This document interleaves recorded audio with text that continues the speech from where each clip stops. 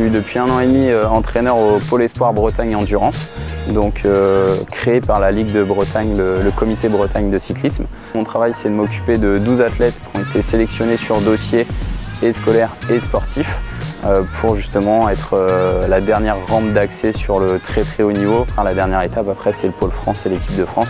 Et l'idée, c'est de proposer et d'accompagner sur un double projet sportif et scolaire ces jeunes athlètes. L'équilibre entre sport et études, pour eux, il est quand même assez compliqué, on va dire, à trouver parce que voilà, faut forcément s'investir énormément dans sa pratique pour pouvoir s'entraîner, avoir un gros volume d'entraînement. C'est très chronophage le vélo, mais en même temps ne pas délaisser les études qui sont pour moi voilà, une passerelle obligatoire pour eux. Globalement, je leur dis c'est 50-50. Si à l'école ça ne suit pas, au vélo ça ne suivra pas. Il y a le lycée Fulgence Bienvenue où justement tous les jeunes sont scolarisés là-bas, où l'équipe pédagogique et l'équipe d'enseignants et de responsables fait un gros boulot aussi pour justement permettre des aménagements. On a un contrat moral entre nous, c'est école et vélo et pas l'un ou l'autre.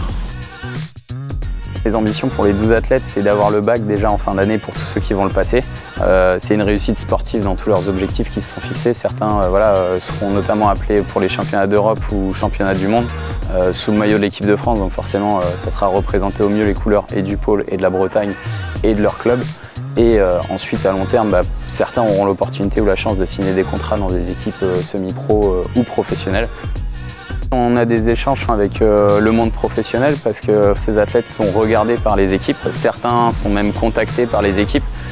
Voilà, ils partent en stage, ils sont soutenus aussi d'un point de vue matériel. Des fois, certains peuvent être accompagnés.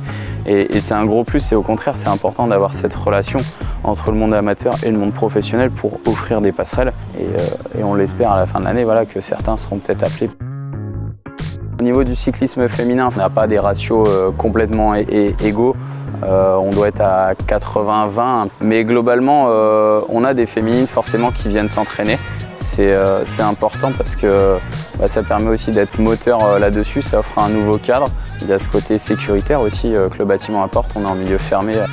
Ce bâtiment il a été très attendu par les Bretons, ça faisait des dizaines d'années que voilà, il y avait ce projet qui devait sortir de terre et maintenant qu'il est là, c'est une réelle opportunité d'un point de vue sportif pour organiser des compétitions. On l'a vu cet hiver, il y a eu les championnats de France. C'était vraiment complet, on était à guichet fermé sur 3 jours. Et à côté de ça, voilà, c'est aussi moteur pour d'autres projets hors sportifs où on peut organiser des séminaires, des événements, des fêtes. Ici, c'est vraiment un point moteur pour la région économiquement et sportivement.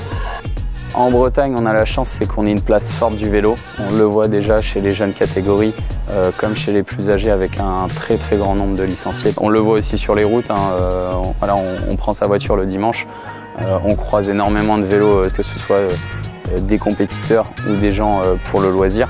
Le territoire est aussi très bien aménagé, on a la chance d'avoir des beaux sentiers, des belles routes pour pratiquer. On a une belle implantation de pump track pour aussi la multidisciplinarité. On a plusieurs vélodromes extérieurs, un vélodrome couvert, des pistes de BMX, des circuits de vélo, un gros vivier d'organisation de compétition tous les week-ends. C'est un réel atout d'être en Bretagne, en tout cas si on aime le vélo.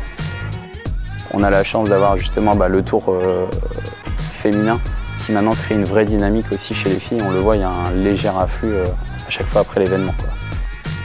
Le Tour de France, forcément, je pense qu'ils y rêvent tous un jour de le faire. C'est un peu la course la plus renommée, la plus réputée dans le monde. Même en tant que spectateur, ça donne envie. On traverse la rue, on peut aller voir une étape passer près de chez soi. Et au final, on est tous un peu contents quand le Tour passe dans notre région. Parce que forcément, voilà, on a Mur de Bretagne juste à côté. Quand on va à l'entraînement et que les jeunes veulent se tester un peu dedans, on fait des circuits un peu thématiques. Ça, c'est top. Le Pôle Espoir, c'est avant tout une aventure humaine, je dirais, parce que voilà, on est tout le temps ensemble, ça crée des moments très forts. C'est une grosse réussite collective et c'est des moments, je pense qu'on se rappellera tout le temps. C'est un réel plaisir de faire ce métier, c'est un métier passion. J'ai la petite phrase de « les adieux seront sûrement difficiles », c'est qu'on a bien rentabilisé notre temps ensemble si c'est le cas.